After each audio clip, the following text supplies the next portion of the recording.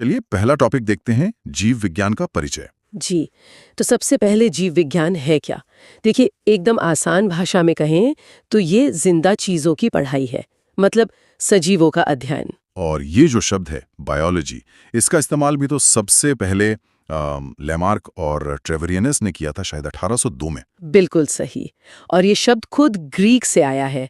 BIOS मतलब जीवन और लोगोस मतलब अध्ययन। तो जीवन का अध्ययन। हाँ, जीवन का अध्ययन। तो फिर ये कैसे तय होता है कि कोई चीज सजीव है भी या नहीं? मतलब सजीवों में ऐसी क्या खास बात होती है? हाँ, देखिए, विज्ञान ने इसके लिए कुछ पैमाने तय किए हैं। मुख्य रूप से 6 विशेषताएं हैं जो सजीवों को निर्जीवों से अलग करती हैं। 6? अच्छा जी, पहली है श्वसन यानी रेस्पिरेशन, सांस लेना। हाँ। फिर है वृद्धि यानी ग्रोथ। उसके बाद पोषण न्यूट्रिशन और पाचन मतलब डाइजेशन। ठीक है। 5वीं है उत्सर्जन एक्सक्रीशन। और छठी जो सबसे जरूरी है वो है प्रजनन यानी रिप्रोडक्शन। अगर हम इसे एक उदाहरण से समझें, जैसे पौधे, जी क्या पौधे सजीव हैं? बिल्कुल है। उनमें भी तो वृद्धि होती है, वो प्रकाश संश्लेषण से अपना पोषण लेते हैं जी, और फूलों के जरिए प्रजनन भी करते हैं। लेकिन उनमें उत्सर्जन का क्या मतलब? इंसानों की तरह कोई खास अंग तो नहीं होता? नहीं, अंग नहीं होता, लेकिन उनका तरीका अलग है। वो अपने उत्सर्जी पदार्थ, मतलब जो बेकार पदार्थ हैं, उन्हें अपनी पत्तियों, छाल, फलों या बीजों से बाहर निकाल देते हैं। अच्छा, तो हाँ, पौधे निश्चित रूप से सजीव हैं। तो मतलब अगर हम देखें, मेज निर्जीव है, पौधे सजीव हैं और कॉकरोच वो भी सजीव है। बिल्कुल। अब इतने सारे सजीव हैं तो इनको समझने के लिए विज्ञान ने इन्हें अलग-अलग शाखाओं में बांटा होगा, है ना? हाँ, मोटे तौर पर बायोलॉजी की 2 सबसे बड़ी शाखाएं हैं। कौन कौन सी? एक है जंतु विज्ञान जूलॉजी, हम्म। जिसमें हम सारे जीव जंतु और इंसानों के बारे में पढ़ते हैं। और दूसरी? दूसरी है वनस्पति विज्ञान यानी बॉटनी, जिसमें सभी पेड़ पौधों का अध्ययन होता है। और परीक्षाओं में तो अक्सर इनके जनक, मतलब फाउंडर्स के बारे में बहुत पूछा जाता है। जी, ये बहुत महत्वपूर्ण है। जंतु विज्ञान के जनक हैं अरस्तु, एरिस्टोटल। अरस्तु। और वनस्पति विज्ञान के जनक हैं थियोफ्रेस्टस। थियोफ्रेस्टस। अच्छा, और इन्हें जनक क्यों कहा जाता है? मतलब इन्होंने ऐसा क्या खास किया था? देखिए, अरस्तु ने एक किताब लिखी थी, हिस्टोरिया एनिमलियम। उसमें उन्होंने लगभग 500 तरह के जानवरों का वर्णन किया था। 500 उस जमाने में? जी, और ठीक वैसे ही थियोफ्रेस्टस ने अपनी किताब हिस्टोरिया प्लांटेरम में लगभग 500 तरह के पौधों के बारे में लिखा। मतलब इन्होंने ही सबसे पहले एक तरह से लिस्ट बनानी शुरू की। बिल्कुल, एक व्यवस्थित अध्ययन शुरू किया। हाँ, और कुछ और नाम भी हैं जो याद रखने चाहिए, जैसे जीव विज्ञान के जनक भी तो अरस्तु ही हैं, है ना? हाँ, अरस्तु को ही बायोलॉजी का जनक भी माना जाता है। और कोशिका विज्ञान, साइटोलॉजी, उसके जनक हैं रॉबर्ट हुक। रॉबर्ट हुक, जिन्होंने कोशिका की खोज की थी। तो किसी भी जीव के शरीर की सबसे छोटी इकाई कोशिका यानी सेल होती है। जी, और जब बहुत सारी कोशिकाएं एक साथ मिलती हैं तो वो ऊतक यानी टिश्यू बनाती हैं। ऊतकों से अंग, ऊतकों के समूह से अंग यानी ऑर्गन, और कई अंग मिलकर बनाते हैं अंग तंत्र, ऑर्गन सिस्टम। और फिर अंग तंत्र से एक पूरा जीव, एक ऑर्गेनिज्म तैयार होता है। सही। और इन लाखों करोड़ों जीवों को समझने के लिए ही उनका वर्गीकरण करना जरूरी हो गया।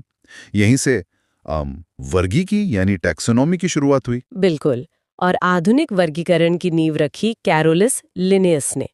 इसीलिए उन्हें वर्गीकी का पिता या फादर ऑफ टैक्सोनॉमी भी कहते हैं। तो ये टैक्सोनॉमी काम कैसे करती है? इसके क्या चरण होते हैं? इसके 3 मुख्य चरण हैं।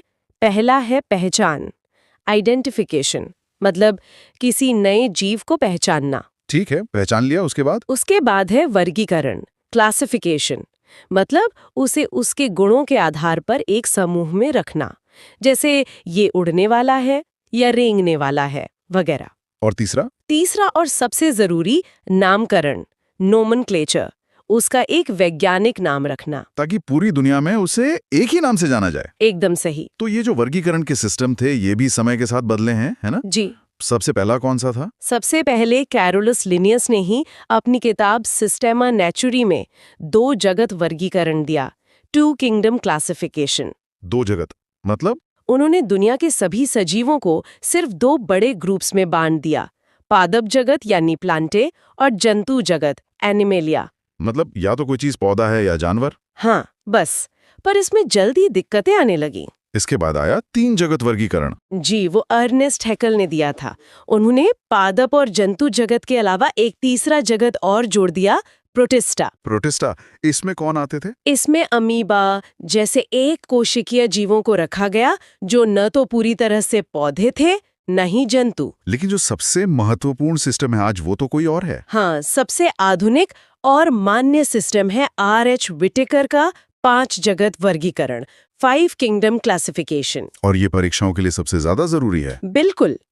तो ये 5 जगत कौन कौन से हैं? ये है मुनेरा, प्रोटिस्टा, कवक, पादप और जंतु। चलिए, तो इन 5 जगत को एक एक करके थोड़ा थोड़ा समझ लेते हैं। सबसे पहले मुनेरा। इस जगत में सभी प्रोकैरियोटिक जीव आते हैं। प्रोकैरियोटिक, इसका क्या मतलब हुआ? प्रोकैरियोटिक कोशिका वो होती है जिसमें केंद्रक के चारों ओर केंद्रक झिल्ली मतलब न्यूक्लियर मेम्ब्रेन नहीं होती, सब कुछ खुला खुला होता है। अच्छा, इसके उदाहरण? इसके सबसे अच्छे उदाहरण हैं जीवाणु यानी बैक्टीरिया और साइनोबैक्टीरिया। ठीक है, और दूसरा जगत प्रोटिस्टा? इस जगत के जीव यूकैरियोटिक होते हैं, लेकिन ज्यादातर एक कोशिकीय और जलीय होते हैं। यूकैरियोटिक मतलब जिनमें असली केंद्रक होता है। जी, जिनमें केंद्रक झिल्ली होती है।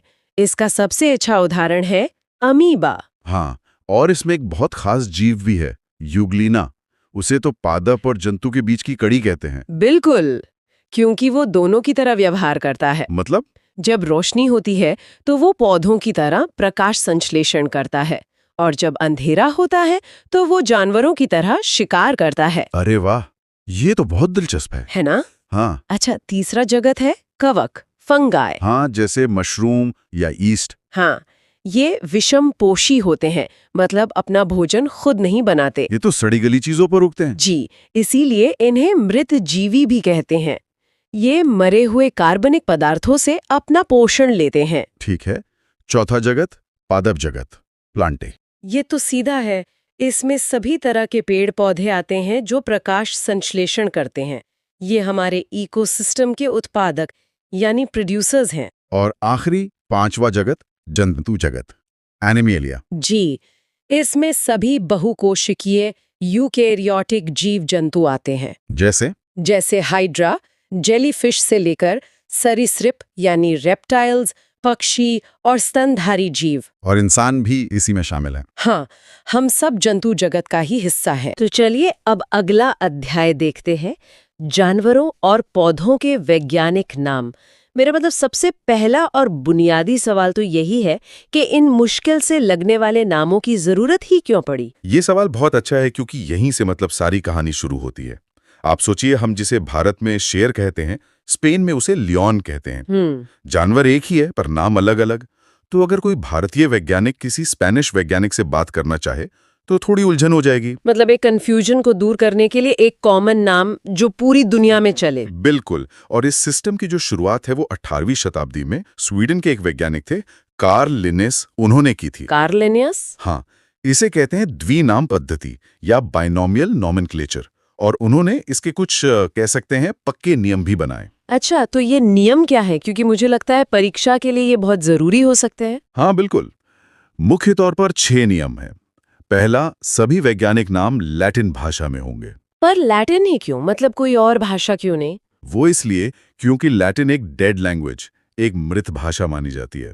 अच्छा, मतलब अब ये आम बोलचाल में नहीं है, तो इसके शब्दों के अर्थ बदलते नहीं है। इससे एक स्थिरता बनी रहती है। ठीक है, ये तो समझ आया। और दूसरा नियम? दूसरा नियम है कि हर नाम में 2 शब्द होंगे। 2 शब्द? जैसे हम इंसानों के लिए होमो सेपियंस। बिल्कुल, और यहीं पर तीसरा और चौथा नियम आता है। पहला शब्द यानी होमो उस जीव के वंश मतलब जीनस को बताता है। जीनस। और दूसरा शब्द सेपियंस उसकी जाति यानी स्पीशीज को बताता है। और मैंने देखा है कि इन्हें लिखने का भी एक खास तरीका होता है। यह हमेशा तिरछे अक्षरों में होते हैं। सही पकड़ा आपने। ये 5वां और छठा नियम है। वंश का नाम हमेशा कैपिटल लेटर से शुरू होगा, जैसे होमो में H। ओके। और जाति का नाम हमेशा स्मॉल लेटर से। और जैसा आपने कहा, छपाई में ये इटैलिक में होते हैं, और अगर हाथ से लिखें तो दोनों को अलग अलग अंडरलाइन करते हैं। ठीक है, तो ये सिस्टम सिर्फ एक नाम नहीं बल्कि एक तरह का वैज्ञानिक पता है। चलिए अब कुछ उदाहरणों से समझते हैं। इंसानों का तो हम जान गए, होमोसेपियंस। मेंढक के बारे में बताइए, ये बहुत पूछा जाता है। मेंढक का नाम उसकी आवाज से जुड़ा है। मेंढक की आवाज को हम कहते हैं टर्राना। हाँ, टर टर। बस उसी से मिलता जुलता नाम है, राना टिग्रीना। अरे वाह, राना टिग्रीना, ये तो याद रखने में आसान है। अच्छा, बिल्ली का क्या? बिल्ली अब एक घरेलू जानवर है ना? हाँ तो घरेलू के लिए अंग्रेजी शब्द है डोमेस्टिक। हाँ, बस यहीं से उसका नाम बना फेलिस डोमेस्टिका। Felis domestica. हाँ। और कुत्ता, वो भी तो घरेलू है। कुत्ता इंसानों के साथ बहुत जल्दी घुल मिल जाता है, मतलब फैमिलियर हो जाता है। इसी से उसका नाम बना कैनिस फैमिलियरिस। ये तो बड़ा दिलचस्प है। मतलब ये नाम रटने के लिए नहीं है, इनके पीछे एक तर्क भी है। बिल्कुल। चलिए अब भारत के राष्ट्रीय पक्षी मोर की बात करते हैं। मोर का नाम है पावो क्रिस्टेटस। अब इसे याद रखने की एक मजेदार कहानी है। बताइए। कहते हैं कि मोर अपने पांवों को देखकर रोता है, मतलब क्राई करता है। तो पाओ और क्राई से बना पावो क्रिस्टेटस। ये कहानी तो अब हमेशा याद रहेगी। ये बस याद रखने के लिए है। सही है। अच्छा, गाय और भैंस। भारत में गाय को एक तरह से बॉस का दर्जा देते हैं ना? हाँ, कह सकते हैं। तो बस इसी से याद रखिए, बॉस इंडिकस।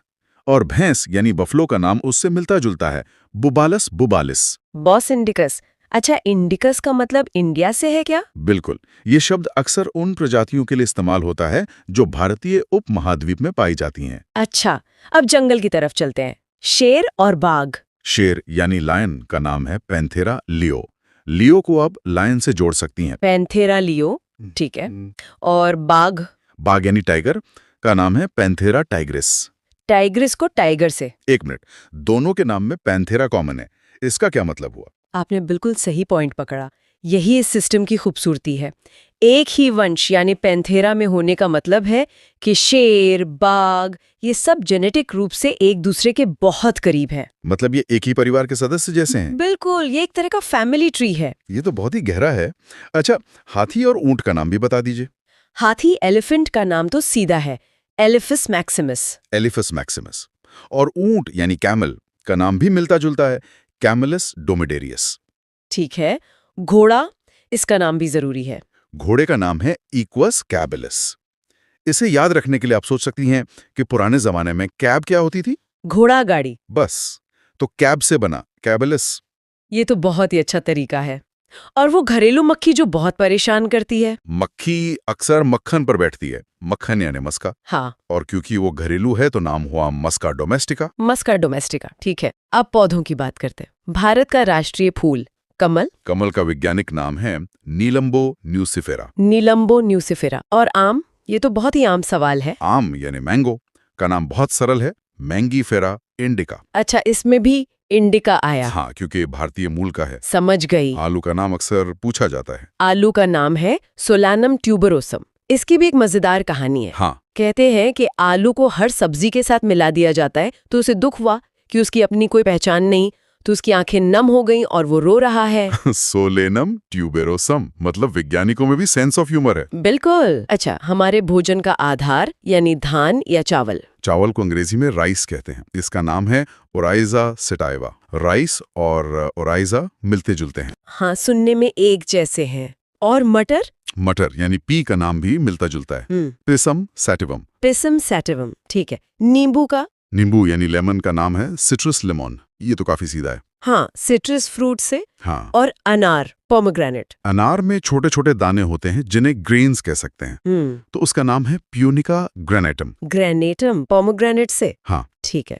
अब भारत के राष्ट्रीय वृक्ष बरगद के पेड़ का क्या नाम है? बरगद का नाम है फाइकस बेंगालेंसिस। बेंगालेंसिस, मतलब बंगाल से जुड़ा हुआ। एकदम सही। ये नाम दिखाता है कि ये पेड़ बंगाल क्षेत्र में बहुत पाया जाता है। बहुत बढ़िया। और गेहूं? गेहूं का नाम है ट्रिटिकम एस्टिवम। ट्रिटिकम एस्टिवम, ठीक है। और अंत में एक पौधा जो लगभग हर भारतीय घर में होता है, तुलसी। तुलसी की मौजूदगी से घर का आंगन मतलब शानदार लगता है। शानदार के लिए अंग्रेजी का शब्द है ऑसम। ऑसम। उसी से मिलता जुलता याद रख सकते हैं, ओसिमम सैंक्टम। यहाँ सैंक्टम शब्द का मतलब ही पवित्र होता है, जो तुलसी के दर्जे को बिल्कुल सही बताता है।